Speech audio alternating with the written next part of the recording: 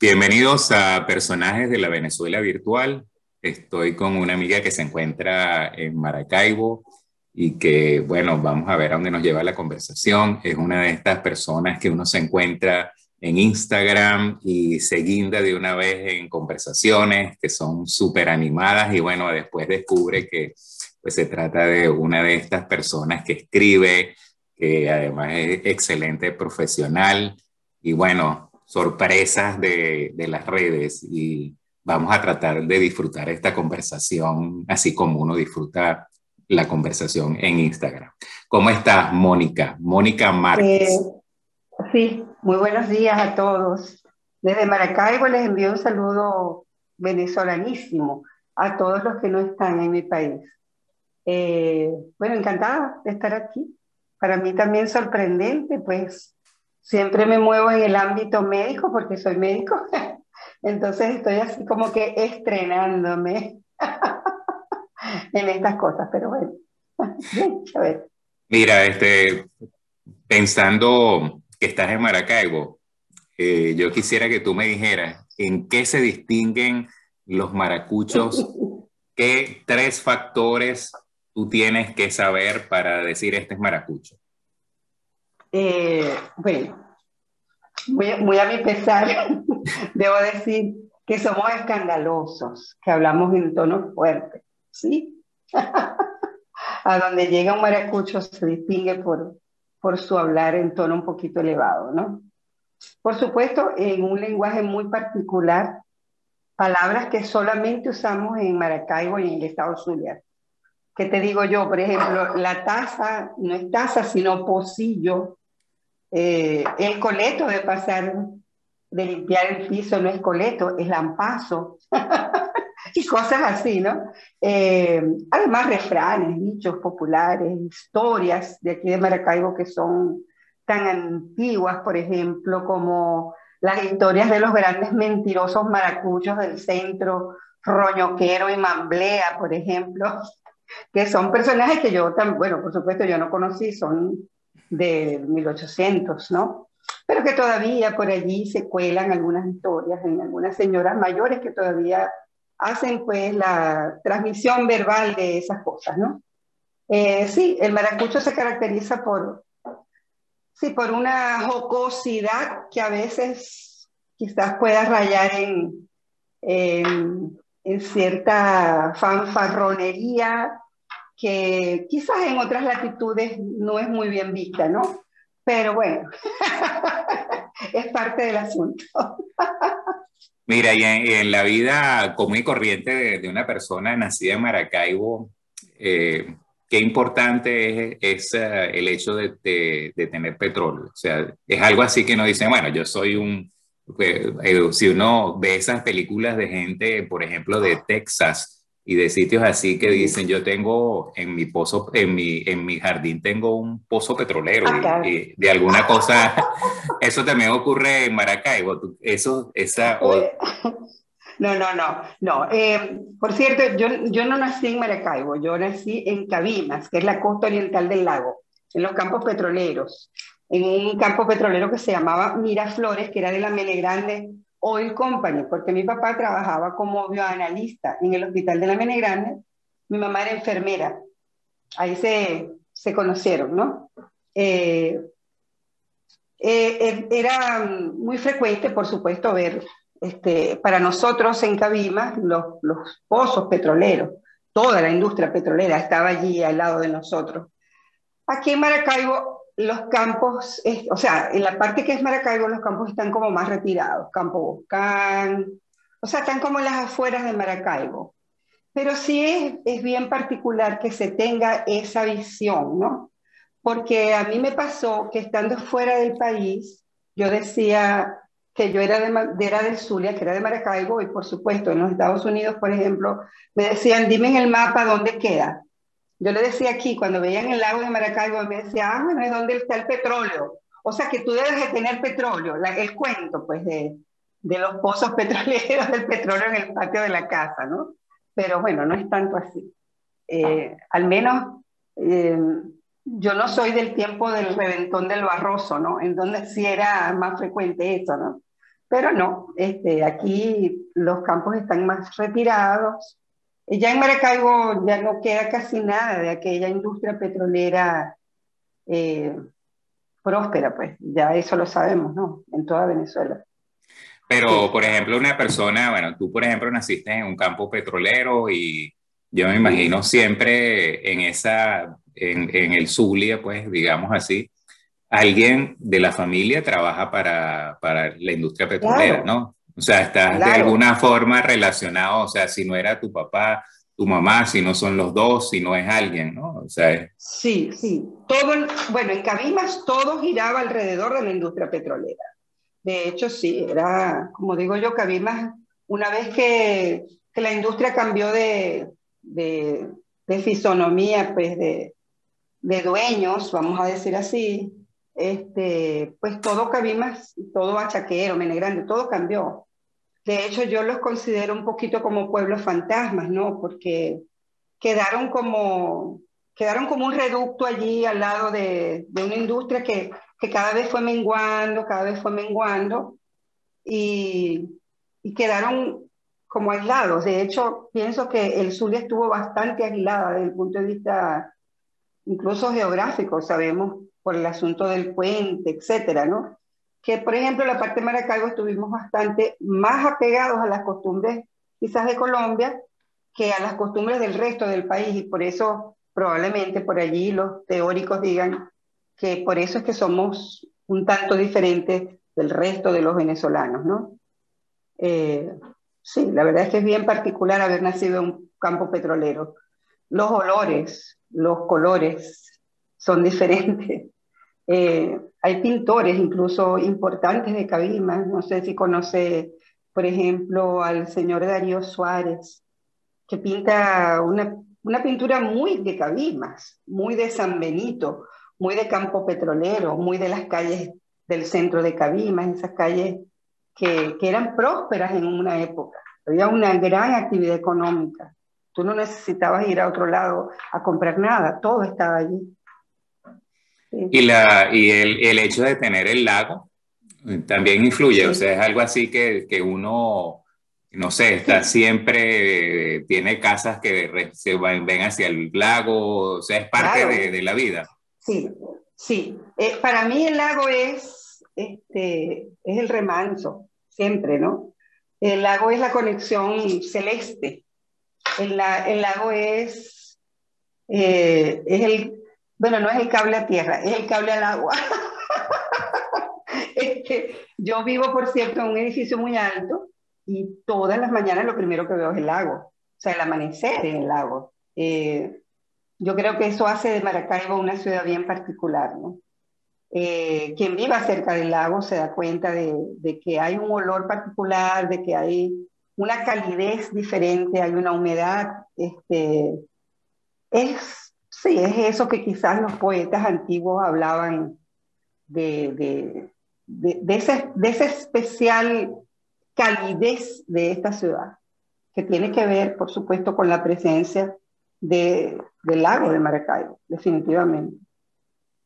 Y bueno, y yo también me imagino que en Maracaibo y en sus alrededores, pues en el Zulia en general, hay también así como una presencia de las grandes haciendas estas de producción en la zona baja, de producción de carne, de Claro, producción de alimentos. eso es al sur del lago, eso es al sur del lago. Son en la región de Santa Bárbara del Zulia, Machique, Colón, toda esa parte, en donde la industria ganadera era también, pues, representación de la pujanza económica de este estado.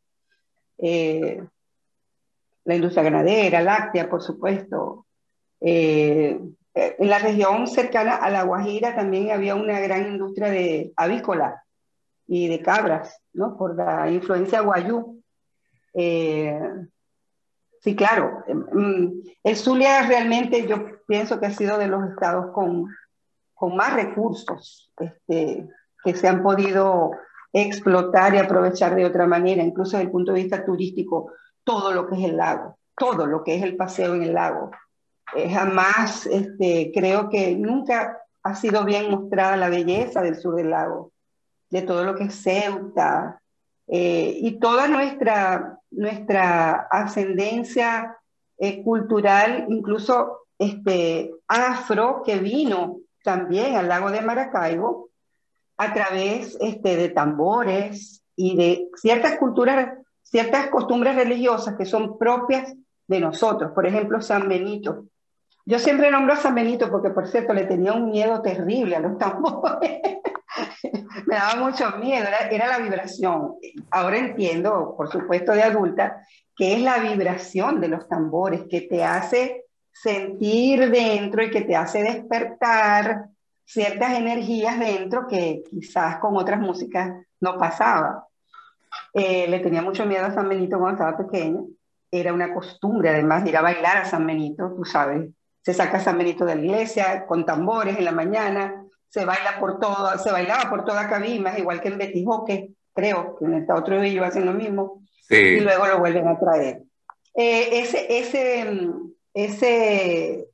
Ese andamiaje cultural de tambores y de música es eminentemente de origen africano.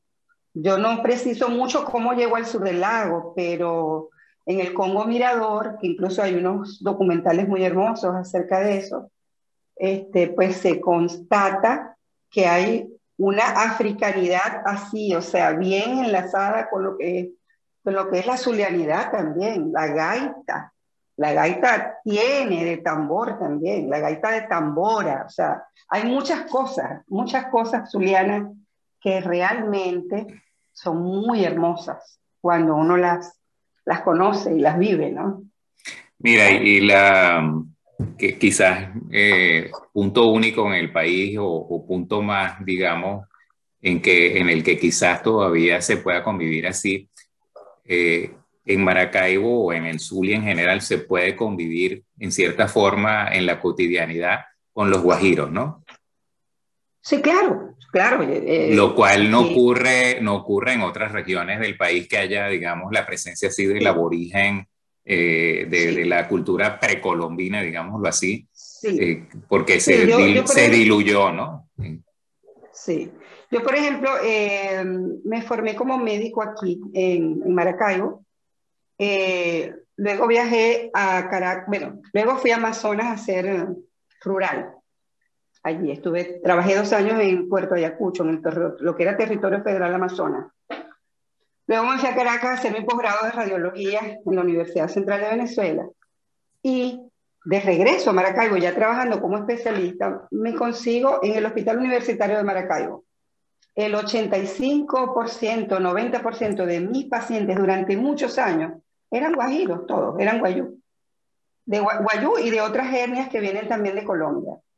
Eh, bueno, tengo una gran comunicación pues, con los indígenas por eso, porque primero trabajé en Amazonas y luego aquí en Maracaibo pues me tocó esa gran escuela que es el Hospital Universitario y mis pacientes eran casi todos guajiros. Es así. También porque Pero no están ladinizados, viven todavía en su cultura o ya están en transición a... no, están muy ya mezclados con la cultura occidental, pues propiamente dicha, aunque el guayú siempre conserva sus comidas, ciertas costumbres que tienen que ver, con ciertos ritos funerarios. No es lo mismo cuando muere un alijuna, que es una persona como tú y yo, que no somos indígenas. Bueno, que creemos que no somos indígenas. Sí. Este, y, y cuando se muere un guayú, ellos tienen unas costumbres, unos ritos funerarios bien específicos que ellos cumplen, ¿no? Eso de llorar, eso de Ujú. primero hacer un velorio primero y luego a los años sacan a la persona y la meten en unas vasijitas de barro y las cambian de puesto y es cuando finalmente van al cielo realmente, en el cielo que ellos creen, porque hay una etapa transitoria espiritual entre la muerte primera y la segunda ascensión al cielo, ¿no? Eso se guarda, en muchas familias todavía se guarda. Pero recuerda que también aquí, por el asunto fronterizo, lastimosamente, ya esto es un juicio de valor mío, ¿no? Lastimosamente, al guayú se le utilizó para el tráfico en la frontera, ¿no?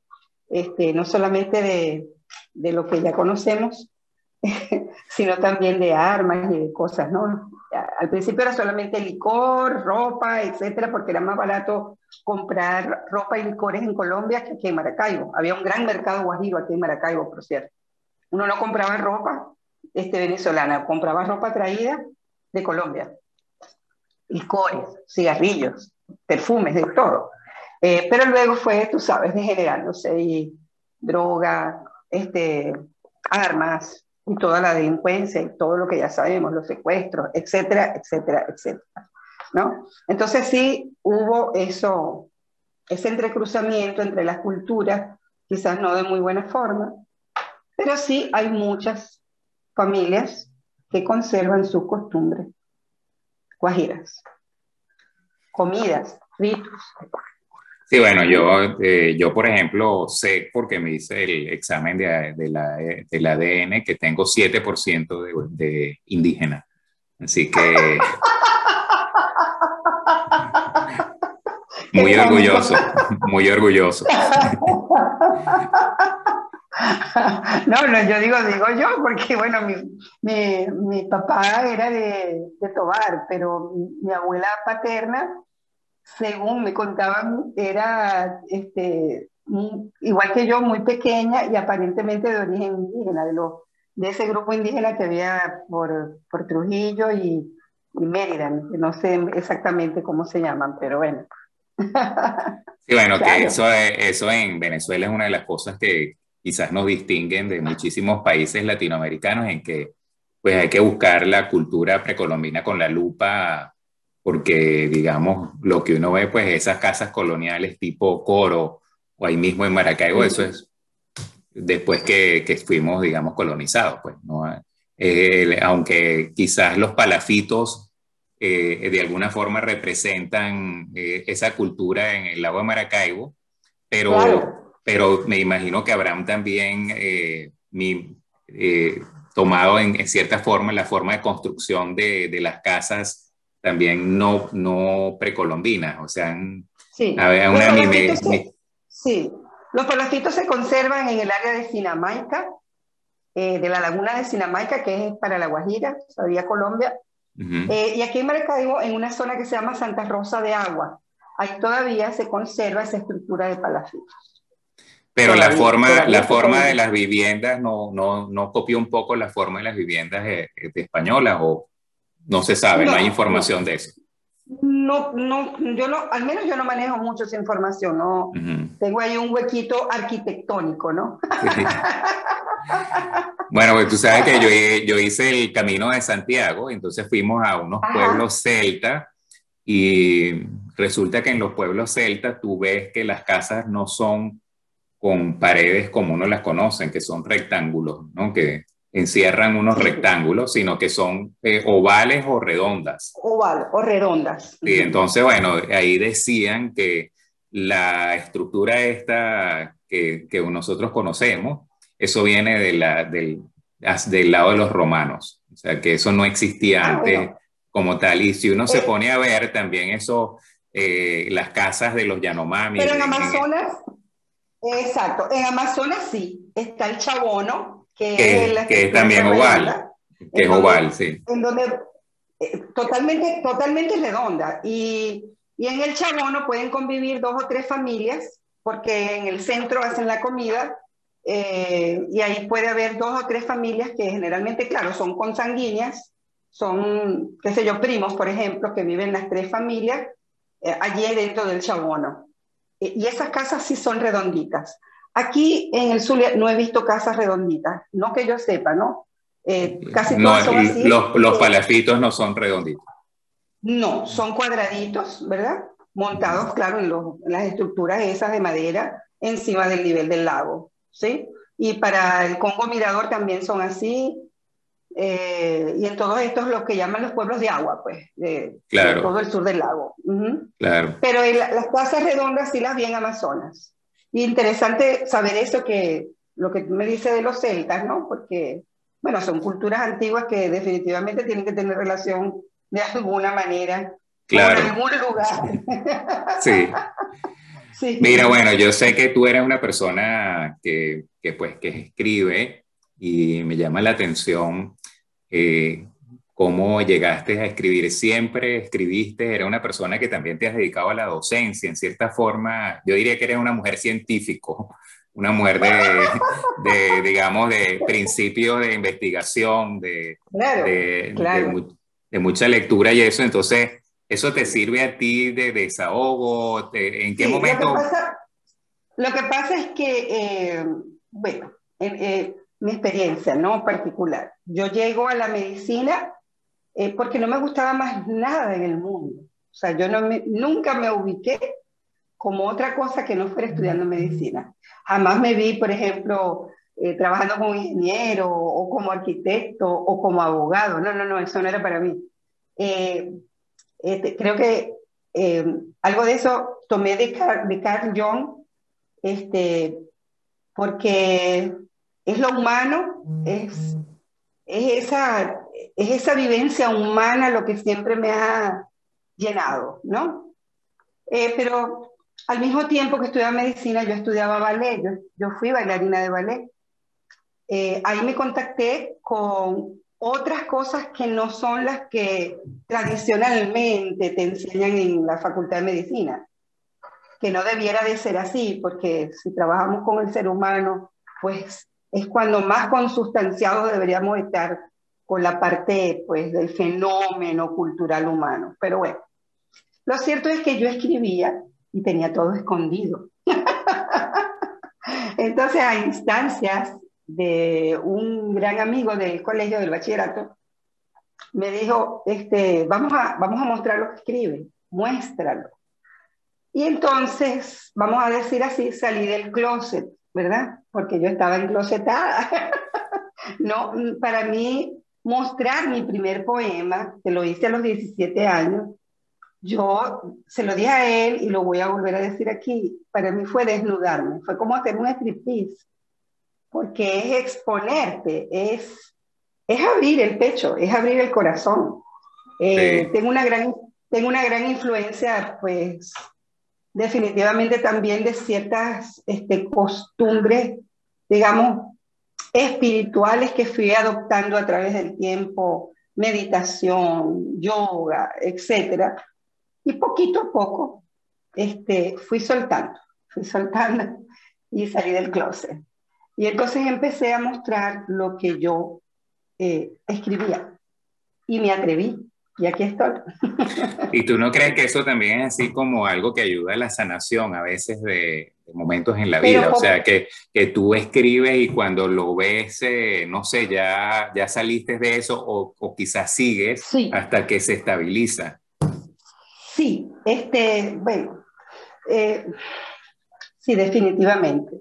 Es un proceso de sanación, tal cual. Tú sabes, en toda esta onda en donde ahora se dice que tú eres el espejo, tú ves la belleza que yo hago porque tú también tienes esa belleza dentro.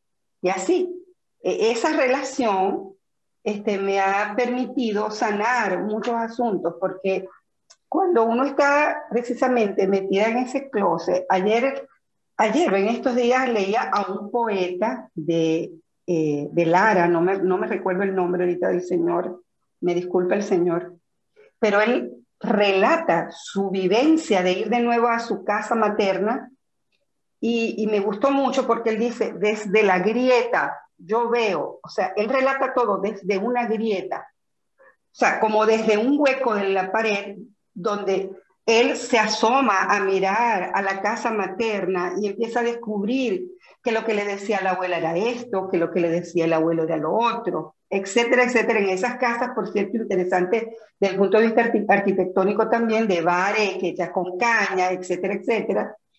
Y entonces sí, uno está como que metido en un huequito y por la grieta de las cosas y uno cree que es uno solo el que siente así. Resulta que cuando muestras lo que has escrito, Entonces empiezas a tener La ese conexión. ese eco de retorno, ¿sí? Yo trabajo con ecografía, yo soy especialista en ultrasonido diagnóstico. Entonces empiezas a obtener esa información de retorno tal cual cuando insonas a un órgano y te muestra un sonido de retorno, que es el eco, es la ecografía, igualito. Eso es esto que vivimos, esto es la vida, como digo yo, el camino es la vida, es esto que tenemos. Me encanta, además, esto que está pasando, que todo el mundo pues ha asumido como una gran tragedia mundial. Fíjate cómo hemos contactado tú y yo. O sea, una cosa Exacto, sí. para mí maravillosa. O sea, yo hablando contigo que estás, Dios mío, lejísimos, a muchas horas de cosa tan divina que una desgracia universal como es la pandemia ha permitido que nosotros abramos espacios precisamente para la conversación, para el conocerse, a pesar de estar tan lejos.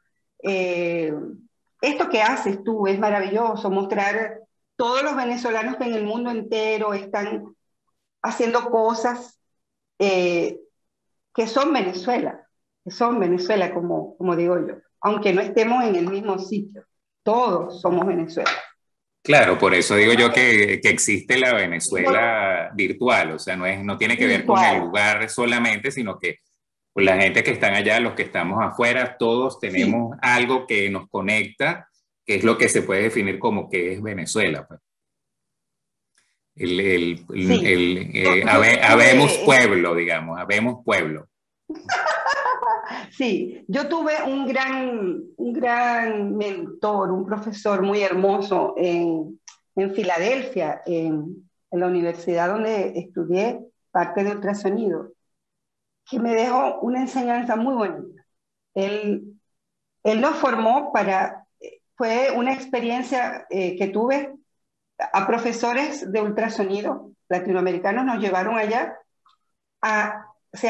era un programa que se llamaba Teaching the Teachers, enseñando a los profesores. Nos enseñaron a enseñar, una cosa bellísima. Fuimos otra vez a escuchar didáctica basada en procesos, muchas cosas, trabajo en grupos pequeños, en grupos grandes, y nos enseñaron a cómo enseñar la ecografía y el ultrasonido. Y yo le decía a mi profesor, el doctor Barry Goldberg, le decía, doctor Barry, a mí me preocupa llegar a mi país, está destruyéndose, que yo no voy a tener un sitio a donde colocar una escuela y yo tener lo que inicialmente había sido mi proyecto, tener una escuela privada de formación de médicos en el área de ultrasonido. Y él me dijo algo, me dijo, no te importe no tener paredes, porque donde tú estás, ahí está la escuela. Y eso Mm. me dejó a mí una enseñanza muy hermosa, porque es cierto, o sea, donde tú estás, ahí está tu escuela. Tú no necesitas la pared, claro, desde el punto de vista tecnológico, y tú que eres un señor que viene también de tecnología, sabes que es muy importante tener un estamento tecnológico. Nosotros no nos podemos, de hecho, Venezuela ahorita estamos retrasados tecnológicamente en el área médica impresionantemente. En estos días hablando del COVID con un amigo neumonólogo, yo le decía, ¿por qué no mejoran nuestros pacientes intubados? Y él me dice, Mónica, porque es que las máquinas de ventilación asistida, incluso las que están en las mejores clínicas de Caracas y de los mejores centros del país, ya están en una rémora De- tecnológica con respecto a lo que hay en otras partes. Entonces, claro, yo sé que necesito la tecnología, pero definitivamente la enseñanza y lo que yo tengo que mostrar como maestro de ultrasonido está en mí, no está en la pared, no está en la mesa, ¿entiendes? Sí, bueno, ahí Eh, digamos a veces se tiene la tecnología, pero no se tiene la metodología de la enseñanza, la transferencia del exacto, conocimiento. Entonces, bueno, tienes la tecnología, pero no ha pasado a ser más que algo que está ahí. Quizás lo mejor exactamente. serían las dos mezclas, pues, y eso no siempre se consigue, pero yo diría Sí, que en donde falte un buen profesor, están mal. O sea, es muy importante Sí, el profesor la que se educación. interese, el profesor que vea que los pensum hay que actualizarlos, el profesor que esté pendiente Sí, si ve que las personas no están captando la idea, que se haga el esfuerzo de expresarlo de distintas formas, que lo explique de alguna otra forma, que cambie sí, las palabras. Eso es muy importante, pienso yo. sí, Que, y sobre todo eso de que no hay mejor manera de seguir aprendiendo que enseñando. Eso, exacto. simplemente eso. Exacto.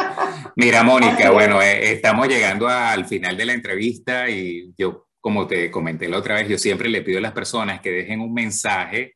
Bueno, todo lo que has dicho son mensajes si nos ponemos a analizar, pero bueno, que dejes un mensaje final así que sea el regalo tuyo a la audiencia. Entonces, bueno, Bueno, mi regalo como venezolana en esta virtualidad, en esta unión virtual, que sigamos adelante a pesar de todos los pronósticos agoreros, a pesar de todas esas voces de destrucción, de que ya no existe Venezuela, de que ya todo es de la tierra arrasada. Sigamos, sigamos porque no todo está perdido, no todo está perdido. Yo sigo teniendo confianza y fe de que en algún momento esto debe de terminar. Eh, y bueno, seguir adelante, no es nada. bueno, Y además muchísimas. atreverse a abrirse uno, pues. Ajá. Eso es lo principal Gracias, y bueno, Jorge. y ser consciente de que nosotros podemos, o sea, no Claro que sí. olvidarlo, o sea, no hay cambio que se dé si nosotros no somos lo que decimos, lo vamos a asumir y nosotros podemos. Y eso hay que empezarlo a pregonar y a pregonar y a pregonar Sí, sí, y y al fin cala. otra cosa, sí, otra cosa antes que se me olvide, ¿no? Yo he escuchado mucha gente que dice, en Venezuela quedaron los chavistas, por ejemplo, ¿no? En Venezuela quedó la gente que no sirve para nada. En Venezuela, tú sabes, todo el tiempo como hablando mal de la gente que por una circunstancia u otra hemos permanecido aquí. Entonces pienso que esto que hace, en donde se muestra que mucha gente aquí es una circunstancia nada más, lo que nos tiene a nosotros aquí, una circunstancia de vida particular, Gracias a Dios. y que no tiene nada que ver con otro tipo de compromiso, ¿no? Sí. Así es, así es. No, bueno, a mí Gracias a ti, Jorge, de me nuevo. parece maravilloso, pues, que existan las flores en el lago de Maracaibo, que existan todas esas bellezas que todavía están distribuidas en Venezuela, que sigue siendo una tierra esplendorosa, con gente Sí, muy señor. echada para adelante, con gente con mucha espiritualidad, con gente con una amistad inmediata, prácticamente espontánea, con sonrisas hasta en donde la cosa se pone difícil y eso es único. Así Así que es. Dios bendiga a Venezuela, Dios te dé un año 2021 fabuloso, que tengas mucha salud Gracias, y Jorge. bueno, te agradezco mucho que hayas aceptado esta conversación. Gracias, Jorge, gracias, siempre. Un Hasta abrazo, luego. un abrazo.